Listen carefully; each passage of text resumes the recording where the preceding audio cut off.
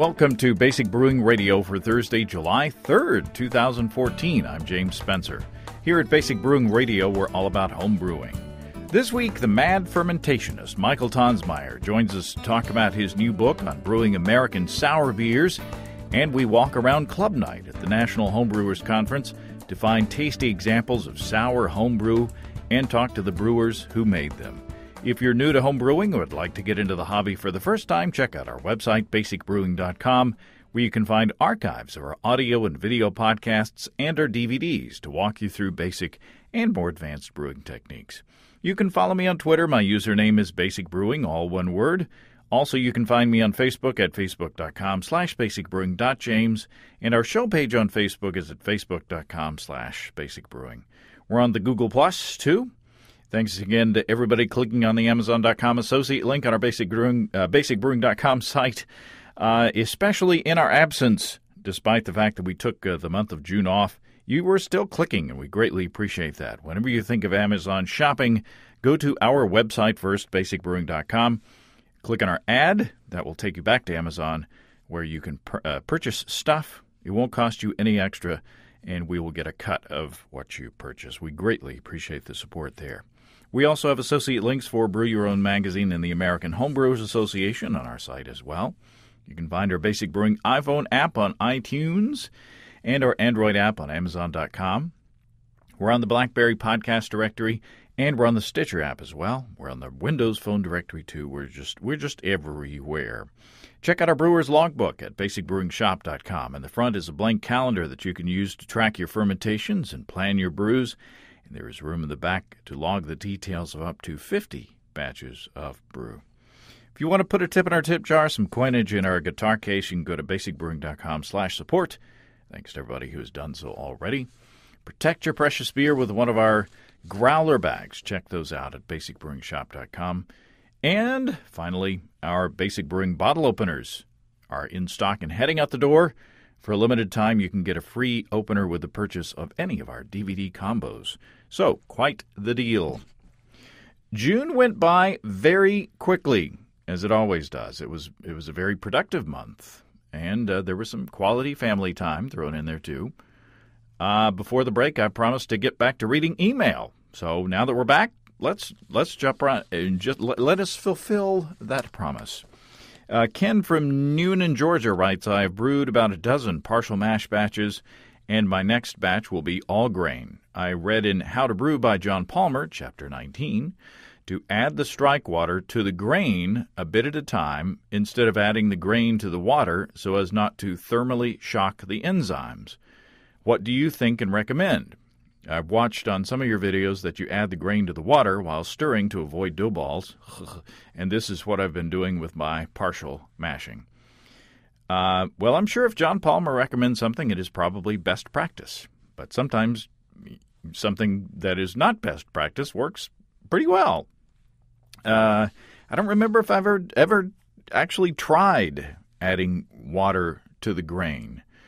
For me, adding grain to the water is an easy way for me to hit my target strike and mash rest temperatures in the mash tun or kettle if I'm doing brew in a bag.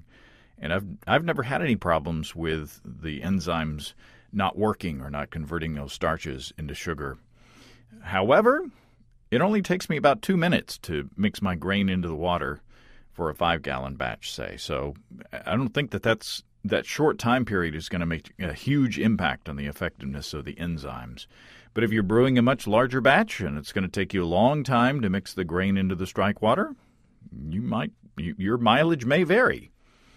So I say try it both ways and see what you like. I like adding grain to the water. It's always worked for me. But, there are probably people out there who add the grain and the water at the same time to the mash tun. I've seen that done as well. So if you're listening and have feedback on any differences you've found from adding water to the grain and vice versa, drop me a line and let me know what you think. We have a sponsor this week. You know that Basic Brewing Radio is one great way to stay in touch with all things home brewing. Another great way to learn more about brewing better beer, joining the American Homebrewers Association. More than 43,000 members rely on the AHA for great benefits like events, web resources, Zymergy magazine, and money-saving AHA member deals. As a not-for-profit organization, the AHA relies on members to support their work to promote, protect, and grow the homebrewing hobby. Whether you're an expert homebrewer or just getting started, visit homebrewersassociation.org to join today. We had a great time at the National Homebrewers Conference in Grand Rapids. Speaking of the American Homebrewers Association, we recorded 8 audio episodes and 2 video episodes. All of it is excellent material, of course. Thanks very much to everybody who shared experiments with us and or knowledge, and, of course, excellent homebrew. Also, I want to thank everybody who attended my session on small batch brewing. Some people actually showed up, good amount of people, and asked good questions at the end. Seemed like they were paying attention, which was always good. A lot of fun to do that. And it was fun also to see people in person that we only communicate with online. But unfortunately, we only got to spend a short amount of time with most of the people that we saw. About the only way that we found to spend time with people was to schedule an interview. Mike Tonsmeire was a very popular guy at the conference, and I don't know if we would have met up if not for this recording time, because it seems like everybody wanted to talk to him. Mike's book, American Sour Beers, Innovative Techniques for Mixed Fermentations, sold out all the copies that they brought to the event, and it is justifiably so. It's a fun and very informative read. I met up with Mike at Club Night, where homebrew clubs across the country show off to the other homebrewers at the conference, and among those beers served were some very tasty sours. Mike Tonsmeire, welcome back to Basic Brewing Radio. Always a pleasure to be here, and in person in particular. Welcome to my birthday party. It's a big blowout, James. Well, you know. You have written a book, and I have read most of that book. But I was really impressed with it, of course, as I expected to be.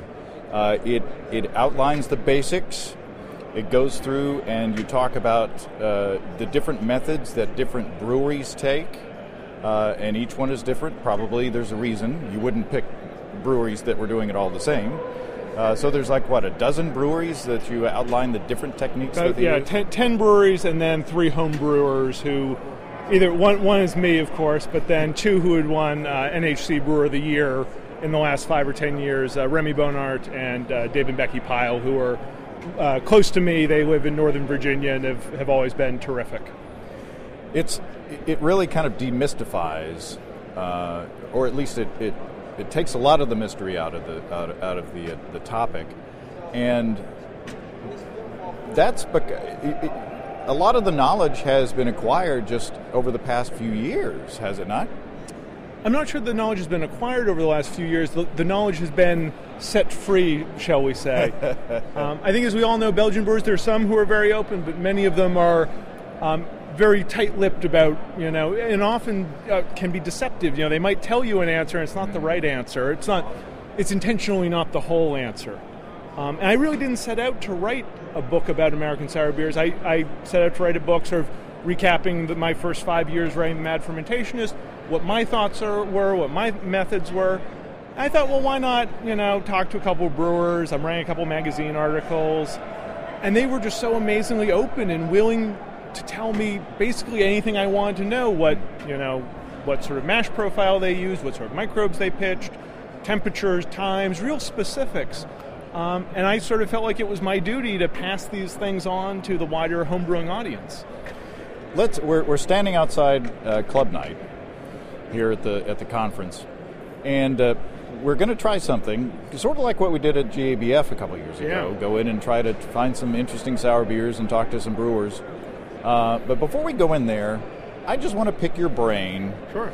If someone's listening to this and they've tasted sour beers and they love sour beers, but they've never brewed one, start with some guidelines. I mean, first of all, let's start with some of the basics. What are the bugs that we're going to be working with? Sure. So you're going to still be working generally with Saccharomyces, so brewer's yeast. You can use either an ale yeast or a lager yeast. There are certainly some techniques that skip brewer's yeast altogether. that really isn't the bulk of them. 100% Brett beers are really interesting. I have a chapter in the book on them, but they are separate from everything else. There's actually just some recently researched microbiology on Cantillon's process, where they figured out what microbes were at work in there spontaneously. Lager yeast showed up. Huh? Who knows? It's just all sorts of crazy things in there. New Belgium uses lager yeast too. The other big players are Lactobacillus and Pediococcus. Those are lactic acid bacteria. They produce the lactic acid. They really are what make a beer sour. There's Brettanomyces, and this is sort of, I think a lot of people associate it with sour beer. It doesn't produce acidity on its own. It's not going to make a sour beer simply with it and brewer's yeast, but it produces a lot of the fruity flavors, the hay, the farmyard, the horse blanket is the way a lot of people describe it, but sort of the funkier, weirder flavors that might go into a sour beer. And Brett also works in conjunction with other organisms. Yeah, so Pediococcus in particular, if you just pitch Pediococcus along with brewer's yeast, it's going to leave all these weird, unpleasant flavors behind. It's going to leave diacetyl behind. It might make the wort really viscous. It's almost like a snotty consistency. When brewers talk about a beer being sick, often I'd heard it described as being ropey. Then we had a barrel that went sick, and it was like a stringy viscosity. Would dip the sample thief in, and it would come out, and a string would attach down to the beer. And they're actually called exopolysaccharides. So exo outside, poly, many saccharide, sugar. So just long sugar chains that the Pediococcus produces that Brettanomyces will eventually break down. And some brewers claim that this is actually sort of a key step. Russian River, Cantillon, some of the best sour beers in the world get sick. Then there are other brewers who say, oh, there's something wrong if your beer gets sick. That's not something you want. And that's, I think, what you were sort of alluding to. There's a lot of answers to most of these questions. The book is not, here's the right way to do it. It's, hey, if you like Cascade Brewing up in Portland, Oregon, here's what they do. They use Lactobacillus. They don't pitch Brettanomyces. They don't like that funky flavor. They layer on fruit flavors and barrel flavors and spice flavors. On the other hand, there are other breweries that really focus. Ithaca Brewing in New York for Brut and LeBleu, they're only pitching Brettanomyces. In the case of LeBleu, there's some wild lactic acid bacteria that gets in on the blueberries, but they're really focusing on those funkier flavors. Their beers aren't as sour. So there's no right answer. I think both those breweries produce fantastic beers. There's no right and wrong. It's personal preference. Right. And you were saying that, now correct me if I'm wrong, but you were saying, like, for instance, Peter Buchart has a little bit of a preference. Was it Acetobacter that he liked a little bit? Yeah, he liked Acetobacter. He said in particular, well, you would never just pitch Acetobacter. Acetobacter makes vinegar, acetic acid. I'm not a big fan of acetic acid, but New Belgium's beers have a slightly sharper acidity I think they'll want. It helps cut through some residual sweetness. The risk with Acetobacter is once you have acetic acid, Brettanomyces can combine it with ethanol, just alcohol that's, of course, in every beer, and make ethyl acetate. And this can be, just a little touch can be pear, it can be fruity, it can be very pleasant, but more than that, it becomes solvent, nail polish remover. To me, one of the least pleasant flavors. Acetobacter needs oxygen, though, and I go as far as I can out of my way to prevent oxygen from coming in contact with the fermenting, souring beer. If you do want a little bit of acetic acid, I'd make homemade vinegar. You can leave a little bit of the beer, say half a gallon, in a either an open mason jar, maybe in a growler with a little piece of cheesecloth, rubber banded over the top. Get that as vinegary, soury as you want. You could blend it into taste right at bottling. Save the rest for making sauerbraten or sauerkraut or homemade salad dressing or mustard or whatever you want. You might not need it all. You might not need any of it. Let's talk about wort production. Mm-hmm. What have you got to think of when you're creating a wort for a sour beer? There's some breweries out there, some home brewers that literally will just split a 10-gallon batch. And they'll ferment 5 gallons of Kolsch with their European ale yeast, and they'll take the rest and they'll pitch all their microbes and make a great sour beer. My presentation was on, I just wrote an article for Zymurgy on all the sort of other tweaks you can do. So the easiest might be to mash a little bit hotter, to mash at 157, 158, 159. That'll produce more dextrins. We always call those unfermentables, but they're really only unfermentable to brewer's yeast. Brewer's yeast, about 3 glucose molecules, maltotriose, is as long as they can, as big a sugar as they can ferment. Brettanomyces, lactobacillus, strain dependent, almost all Brettanomyces, some lactobacillus can ferment dextrins up to 9 glucose molecules long, so 3 times longer. In the case of Brettanomyces, if you're just making a funky beer, if you want to make something more like Orval, I don't think there's much benefit to mashing hot, to making a lot of unfermentables. A lot of Brettanomyces character is from phenols, so having a spicy primary yeast, maybe doing a ferulic acid rest about 113 Fahrenheit. That's going to get most of Brett's character. If you want sourness, though, that's really where you need the unfermentables. You need a strain of Lactobacillus or Pediococcus that can chew through those, make lactic acid. Other things to consider, wort pH, that's a big issue.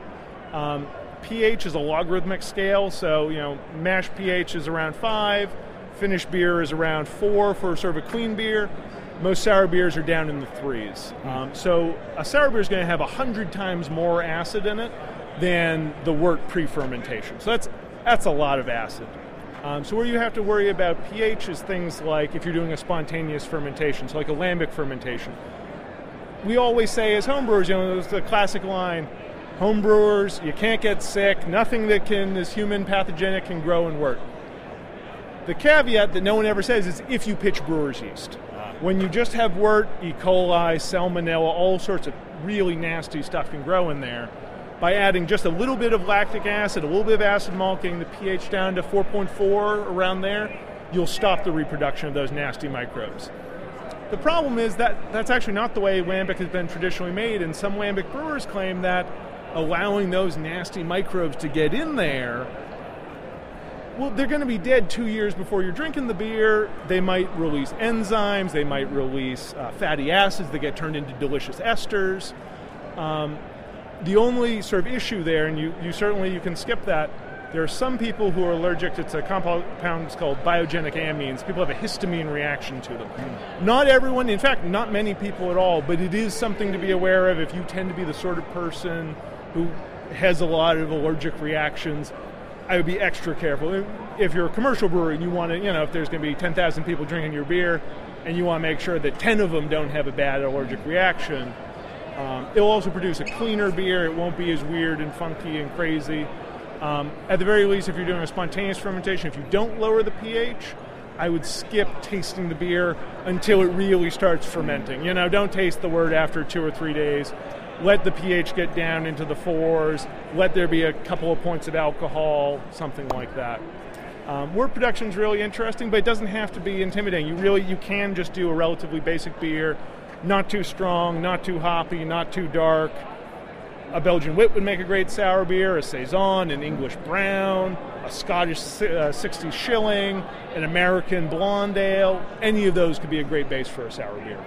And speaking of a spontaneous fermentation, you were saying that the lambic breweries, say that they're doing spontaneous fermentation, but a lot of the work is done by bugs that are in the barrels. I look at it a lot like seed saving. I mean, seed savers, you're not doing genetic manipulation, but by simply taking the barrels, in this case, that produce the best beer, and if a barrel makes a beer that tastes like nail polish remover or tastes like mold, Cantillon burns them. They get rid of them. If you get new barrels, you might say you've got 10 great barrels, and you want 10 new barrels, you might take a scoop of lambic out of each of those, maybe some of the slurry from the bottom, add it to the fresh barrels. In those cases, fresh barrels, well-used Pilsner barrels, wine barrels, cognac barrels, to sort of pass on your favorite microbes to the next generation.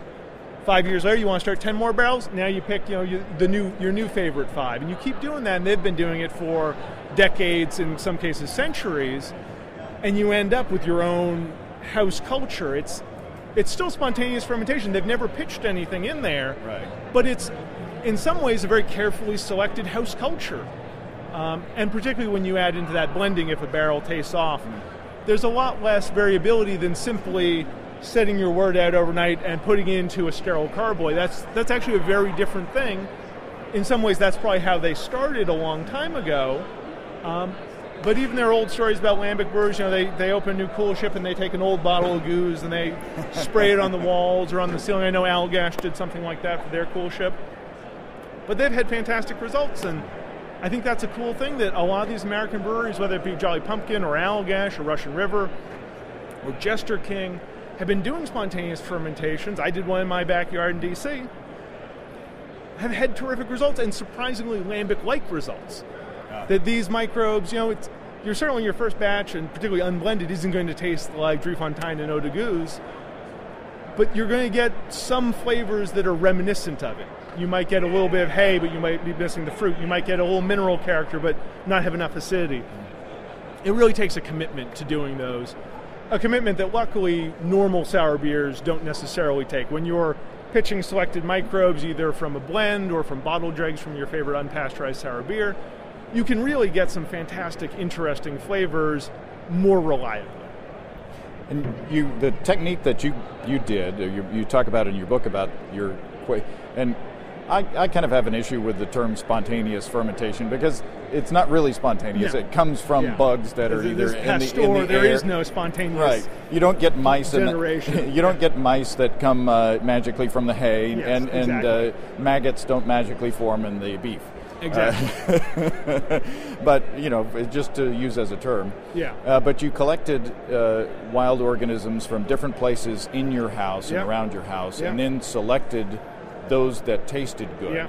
And I didn't go through, I actually, just this morning I went to Jeff Mello, who runs bootlegbiology.com, who used to live very close to me in D.C. and hung out a couple of times. He's given me a couple of cool yeast strains.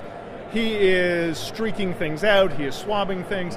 I do a much more sort of simple, I'm just leaving wort out, I'm letting something get in there, I'm not tasting it, I'm not touching it until fermentation gets going, I'm stepping it up. And then if there's weird looking mold on it or it smells real gross, I'm getting rid of it. But I'm pitching a mixed culture. I don't know what's in there. The beer ended up very lambic-like, but whether it's Pediococcus, Lactobacillus, and Brettanomyces or something else completely, I really don't know. You can also, local fruit's great. Jester King's been playing with wild flowers. You can swab things, you can isolate things, or you can just sort of do this natural, hey, whatever's in there is in there. If the result of that first year's batch is good, you can take a scoop of that and pitch it into next year's batch and maybe start a new spontaneous one and then pick your favorite after that one and, splice them out, try something. Somebody, my friend Jamie was just telling me that now every time he brews, if he has an extra half gallon of wort, he'll stick it outside on a sheet pan, let it get going, put it into a growler. If it turns out great, cool. He recorded what time that, when it was, what temperature it was. But now he also has a little starter that you can really taste what those microbes did.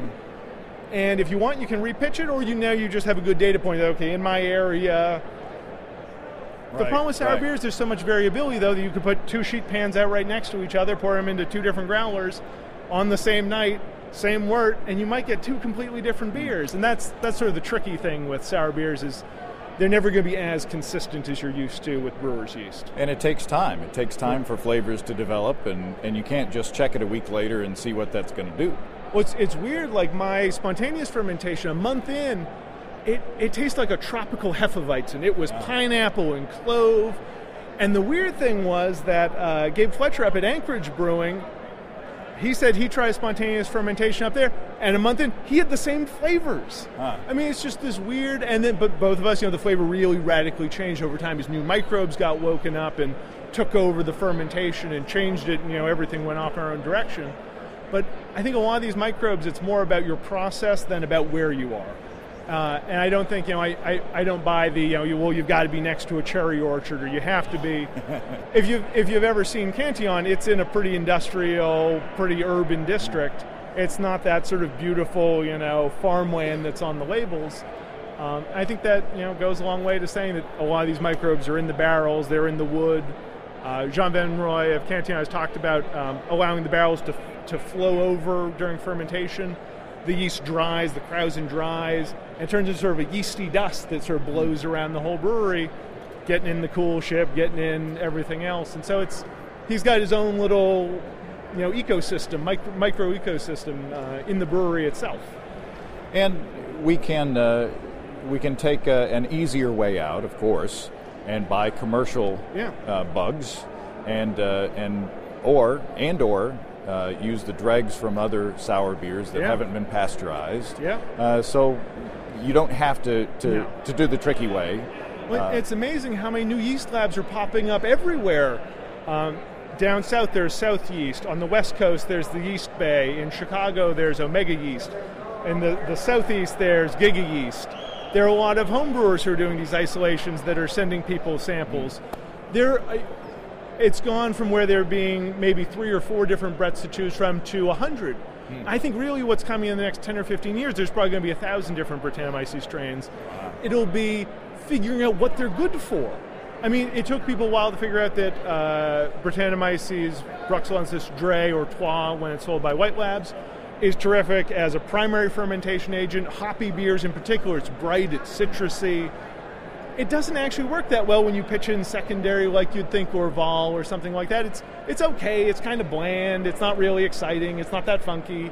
I think that's going to be the trick, figuring out which of these Brettanomyces are great in a big stout, which of them are great in, a hoppy beer finishing, which are great in combination with another microbe. And that's where you guys, the homebrewer listeners, are going to be so essential, because no brewery has the resources to try out 1,000 different beers. It's going to be people sharing on message boards and sending James Spencer samples of beer so that he can try them on the air. And, yeah, that's a good idea. and figuring out what works and what doesn't work, which of these strains are valuable. And not every strain of Brettanomyces will be good for anything. I mean, some of them are just going to be, sure, it's Brettanomyces. It makes it taste like a Band-Aid. No matter what you do, don't use it. And hopefully over the next couple of years, not only will we have so many new strains, but we'll really learn as a community what they're good for, what they're not good for, that sort of thing. And you also talk about sour mashing and sour worting. Is that what you... A term I invented, yes. So there are kind of shorter ways Definitely. to getting sour beers. And Trinity Brewing out in Colorado has been doing some he does a beer I think called a 7-Day Sour. That it's amazing. He does a quick souring with lactobacillus and then 100% Brettanomyces. So not only is he getting a quick amount of acidity, he's then getting some of the classic funkier, fruitier, more interesting flavors.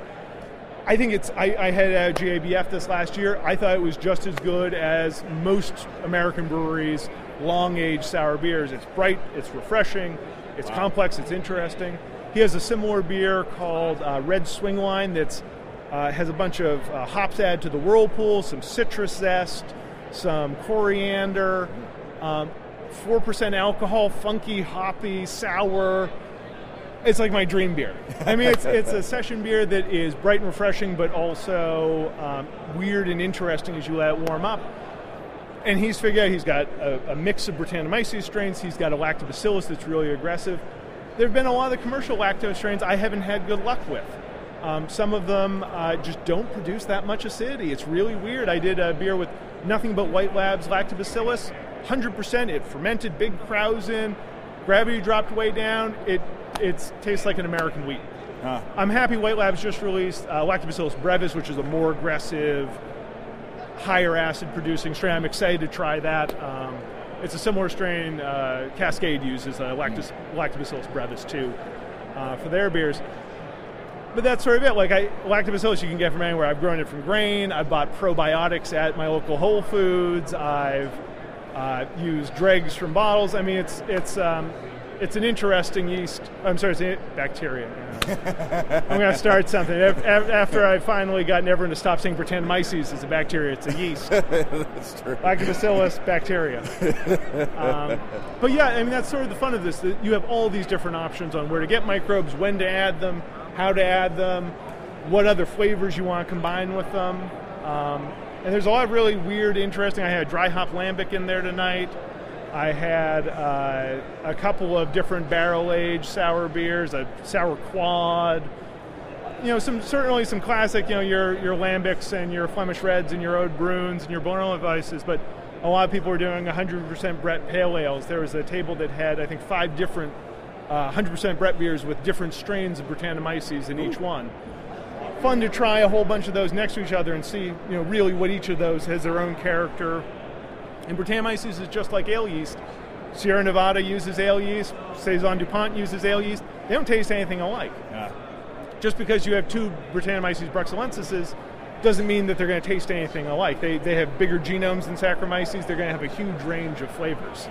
Well, speaking of the beers that are in there, shall we take a walk and see what we can find? Yeah, definitely. We'll pause for a second, and then we'll find something fun and tasty, and we'll be right back. Cool. Okay, first of all, introduce yourself. Chris Carr, Muskegon Ottawa Brewers. And what are we drinking here? This is a Solera Barrel Sour.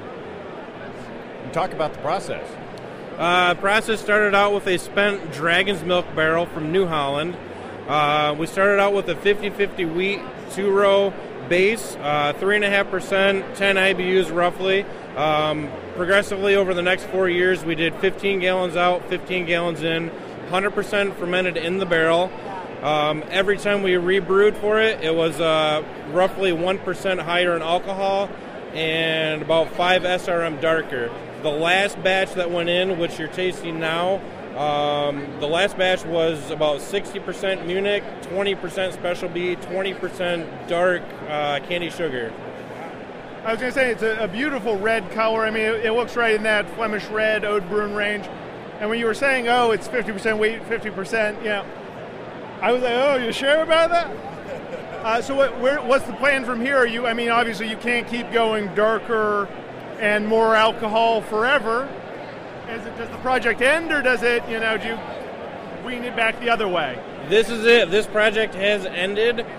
This is the last pull. It was a complete drain, and the barrel has already been refilled with a similar wort to start with. What was your souring technique? Souring technique, a lot of it relied on dregs from commercial brewers. I got some great yeast cultures from Jason Yester of Trinity Brewing in Colorado Springs. My friend was actually the taproom manager. She was local to me and just moved out there on a whim, and so we got some great stuff from Jason. I was actually just talking up Trinity Brewing like 5 minutes ago in the little intro to this. They do some really cool stuff. So, did you get any inspiration for another style of beer, or what's your next sour project? Our next sour project it's kind of hard to pinpoint where we'll go and what the barrel's going to give us. We're looking to get into a couple wine barrels. I'm actually with a professional brewery now, so eventually we hope to get Pigeon Hill on the map with a couple good sours. Awesome. Thank you very much. Yeah. Congratulations. Thank you. Yeah, it's really nice. I get a little of that bourbony, chocolatey something coming through, but I think it goes really well with the dark red fruit. The acidity it's sour, but it's not vinegary. It's not overly sharp. It's really balanced and rounded. Thank you. Super pleasant. That's what we're going for. Cheers. Cheers. Thanks for bringing it. Thanks for sharing it. Yeah, thank you. Okay, introduce yourself. I'm Kyle Cole Morgan. I'm from the STL Hops Homebrew Club in St. Louis. What do we got here? This is Goose, a blend of 2012 and 2013, like golden sour, lambic-esque, if you want to call it. Turbid mash, 50 wheat, 50 Pilsner. And phenomenal head retention for a sour beer. Well, thank That's you. Yeah. amazing. What I do is the 2012 I just aged in a bucket, and I racked the 2012 out the same day I brewed and put in the 2013. So I just kind of kept it going in a bucket. So I call it the Homebrew Horny Tank. I just moved to St. Louis, so I had to cut it off, but I'd like to do it 3 or 4 years in a row to kind of get a good idea of what happens as you I have a few different ways I do cold stream methods, and so that's one way I kind of keep stuff going. What did you start with initially before you started repitching? Well, I took the dregs of a Flanders Red, the Rosarero brand. That was the primary pitch.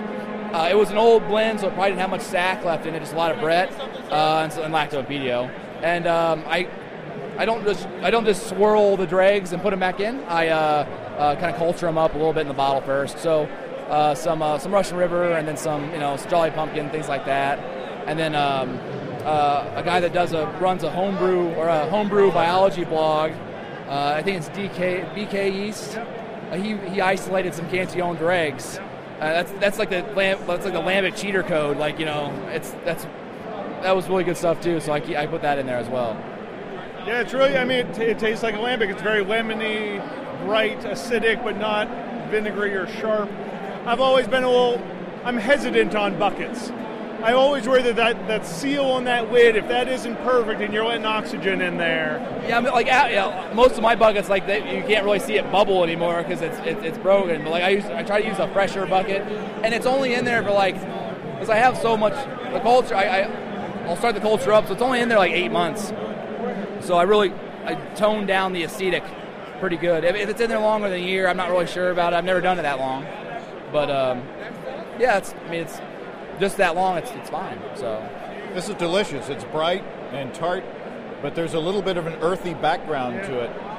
Yeah, I mean, I get a little toastiness too. I don't know if it's yeast or if it's oak or if it's the malt or what's causing that. Well, all my I have a mother mixed culture that I've kept over the years, and every one of the sour beers has this nutty hazelnut flavor, but it's hills and wheat, so I know it's yeast driven. I don't know where it came from, but it's there. And what I like about keeping that culture going is that I get that flavor in every one of those beers. It's one of the dominating flavors. Yeah, house flavor. It's great. How do you take care of that culture? I haven't taken really good care of it in the last year. I just moved, right? But ideally, I have it in a gallon jug, and I'll feed it 6 or 8 months. Or a week or two before I go to brew, I'll feed it again. It'll kind of start bubbling. Do you pitch any brewer's yeast in addition to that, or it's just 100% house culture? The 2013 was 100% house culture. That was the best year I've had so far. I don't think you really need Saccharomyces, if you have enough, different cultures. That's something that's going to get going relatively quickly. You don't want it sitting there with half-dead bugs that are 4 years old, but where you're feeding it and getting it going, that seems like a great way to do it. And it goes through some phases where it's it's not quite underpitched yeast flavors, but you have to really, 2 weeks in, 4 weeks in, there's some weird flavors that kind of has to go through before it gets to be where it is. But but 8 months is a long, it's the longest I've done it. So do you think there could be some Saccharomyces in there in that mix? I think I've destroyed all that stuff. I mean, the 2013 was by the strips was 3.2 pH. So I just don't think much of it survives. It's Saccharomyces doesn't. It's not as body as Brett. So I think that's all that's really left in there. Well, this is delicious. Congratulations. Thank you. Appreciate that. Dan Smith. I'm a brewer with the Bell City Homebrewers out of Racine, Wisconsin. And what are we drinking? Drinking attempt at a traditional German Berliner Weiss. Tell us about the process. This is actually based off of the sour wort method, they call it. There's an article 2 years ago in Zymergy. I read it, I embraced it, I brewed it. Someone from Wisconsin, I think, too. Madison. Yeah. Never met the guy, but I've taken his recipe and I've had real good luck with it, or his base style, which is brewing your own sour culture. Which I think really promotes you get a really strong lactic out of a yeast or out of grain cultures. As long as some PDO, which you won't get out of a production culture, you get a little complexity in your final sour product. I brew them to turn them around fast, so this is only 2 weeks old.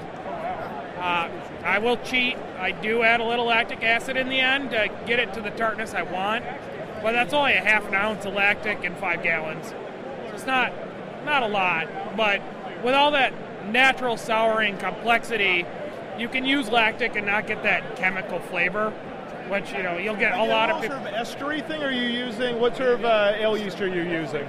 This is actually a blend of CBC01 and USO5, but it was so acidic that I had to warm it up to get that yeast to go at all, right? Because it's 10, 19 when I pitched the yeast, and it just stalled, right? It's so acidic at that point. So I warmed it up to get the yeast to take off. So you may get a little ester from that. So did I understand, it's a sour mash beer? sour wort. So I do a standard mash. I mash out, I boil to kill anything crazy there. And then I pitch this controlled sour wort starter. It's made from grain is the source of the lacto? Right, right. Whatever's on there. Right, yeah, whatever's on there, but I get it below 4.5, right, to kill all the nasty stuff. I pitch that, I keep it at 100 for a few more days to get that natural sour, and then I reboil so I can run it on the wort. Right. So then I can run it through my clean equipment and not be wrecking everything I own with crazy stuff. And actually, I don't even bother with the hops. You know, it's completely unhopped. What's the point? Right. I mean, it's in there for Reinheitsgebot, right? It's nothing about the flavor. But even in America, you legally have to have a certain amount of hops for commercial beer too. Well, I'm not commercial, so I'll do what I want. It doesn't matter. Right. It's weird in America. It's something like Kasake doesn't have hops, and so according to the TTB, it's a wine. According to the IRS, it's a beer, and they're weird things. Yep. Sure. As homebrewers, we do whatever the hell we want. That's right. So this may be the first beer that I've tasted that doesn't have either hops or spices of like a gruit or something. This is just wort, grain and water and yeast, right? Right. I mean, when I did them early on, I put hops in, and then a couple batches ago, I forgot.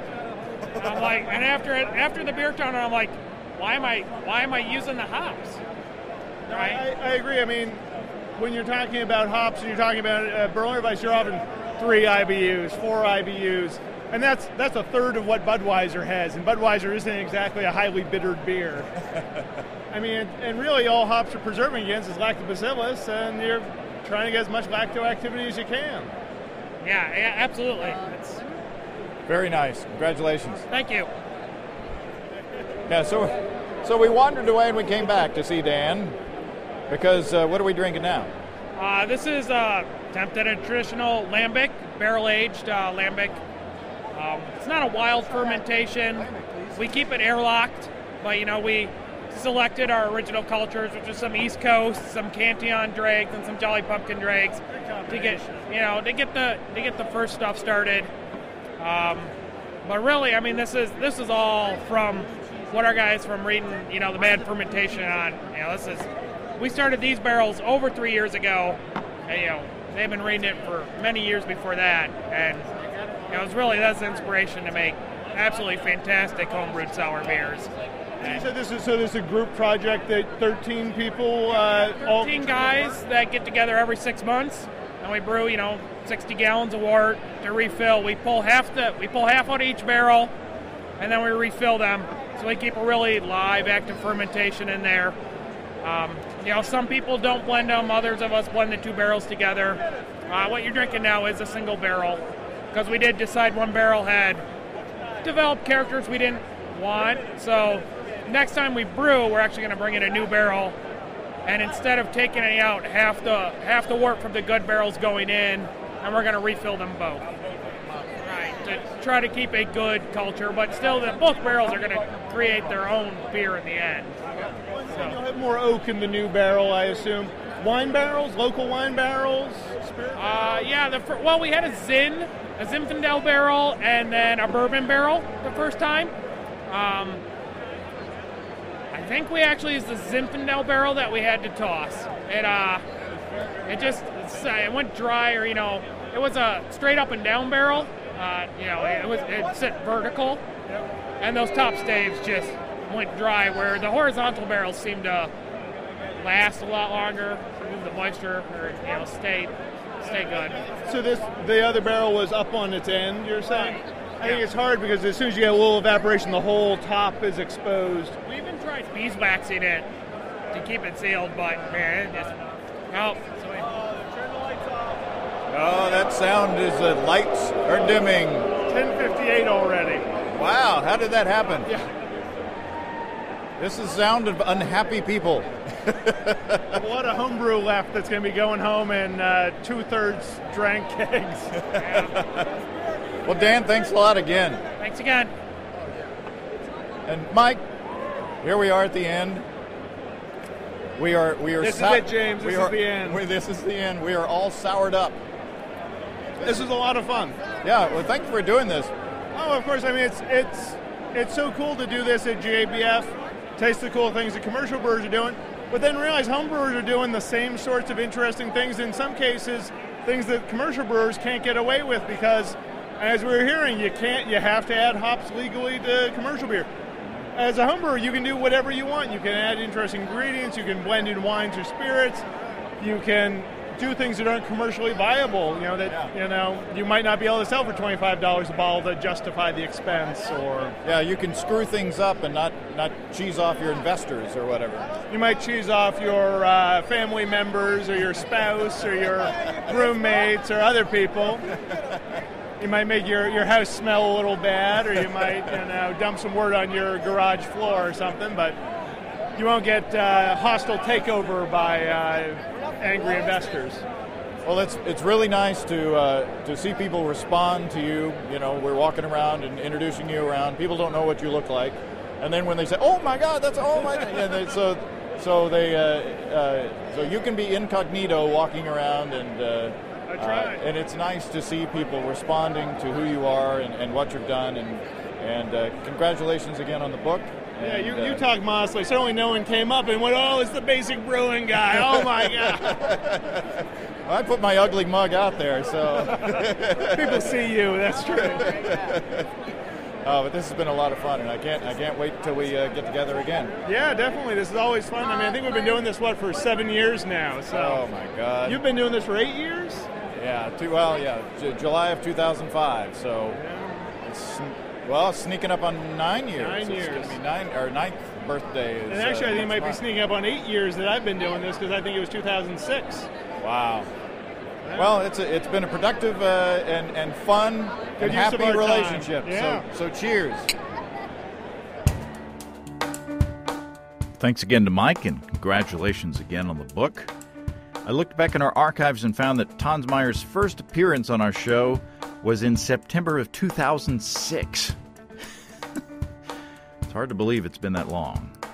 Of course, you can buy his book and check out his blog, themadfermentationist.com, where you can find good info on sour brewing along with all kinds of different fermented foods and beverages. It's amazing the amount of stuff that is on that site. If you have brewing questions that I can answer, show suggestions, or just want to say howdy, write to james@basicbrewing.com, or just fill out the contact form on basicbrewing.com. And please don't forget to tell us where you're from.